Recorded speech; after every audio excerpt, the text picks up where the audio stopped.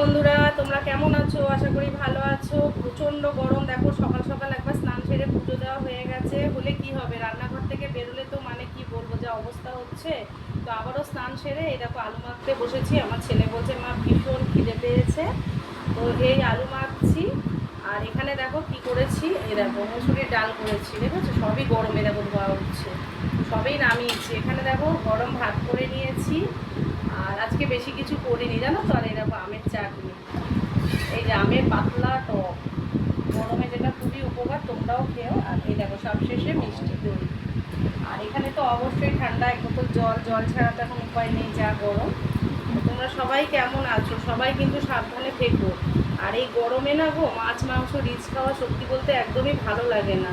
এই যে আলু দেখো কত পেঁয়াজ দিয়েছি, মানে অনেকটা পেঁয়াজ দিয়েছি, মানে আলুর তুলনায় মনে হয় পেঁয়াজটা বেশি পড়ে গেছে আলুর থেকে।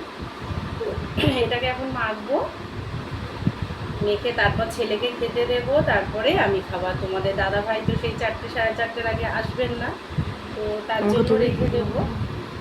তাহলে এবার আবার যে কথা বল, তো আলু মাখি, তোমরাও খাবে, চলে এসো। চলো নুন দিয়ে আলু মাখা, এই যে নুন। এই আলু মাখাটা কিন্তু ভীষণ ভালো লাগে, কি বলো, ভালো লাগে না?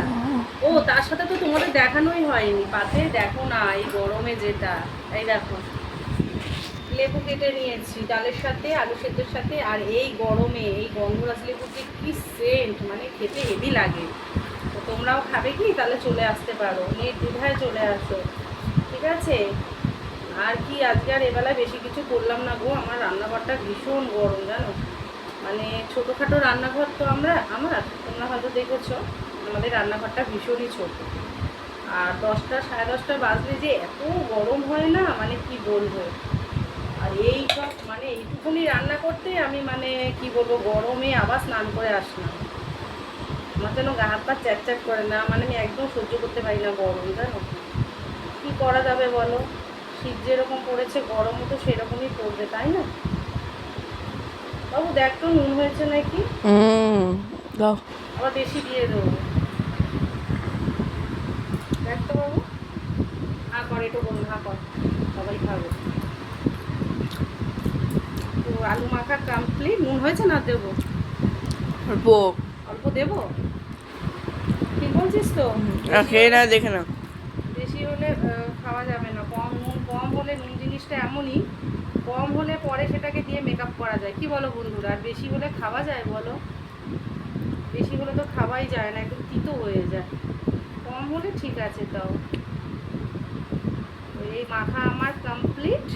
অল্প একটু দিয়ে দেখতে হয়েছে কি। আমার মেয়েও খুব ভালোবাসে জানো, আমার মেয়ে বাড়ি থাকলে আবার ও একটু অন্যরকমভাবে খায়। দেখো,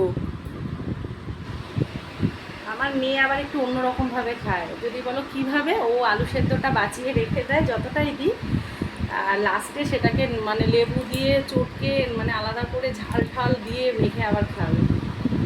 মেয়ে এখন কাছে নেই, আর কী করবো বলো, অফিসে এখন কাজ, চাকরি পেয়েছে তো সেখানে তো যেতেই হবে, বড় হয়ে গেছে এখন, আর কি। তাও ওকে মিস করি, দুপুরবেলা ভাত খেতে বসার সময় ওকে প্রতিদিনই আমরা সবাই মিস করি। দেখো তো বন্ধুরা, সাইজটা ঠিক আছে তো? অনেকটা আলু দেওয়া হয়, আলুগুলো এত বড় না, দিয়েছি কিন্তু 3টে, অথচ দেখো কত মাখা হয়ে গেছে। ঠিক আছে, রেখে দেবো, অসুবিধা নেই, এত বেলার আলু তো নষ্ট হবে না। বিকালে আবার একটু তেলের মধ্যে তেলে নিলে নষ্ট হয় না আলু, তাহলে রাতে একটু তাও খাওয়া যাবে। আর কি বলবো বলো তো, তার আলু সেদ্ধটা মাখাটা কমপ্লিট হয়ে, আলু সেদ্ধটা মেখে নিই। দেখো বন্ধুরা, ঠিক সাইজ হচ্ছে তো? হয়ে গেছে 4 জনের 4টে আলু সেদ্ধ মাখা, লঙ্কা পেঁয়াজ ভেজে একদম, মানে কি বলবো, স্পাইসি, ইয়াম্মি ইয়াম্মি, কি বলবে তোমরা জানি না, কেমন লাগে বলো কিন্তু অবশ্যই।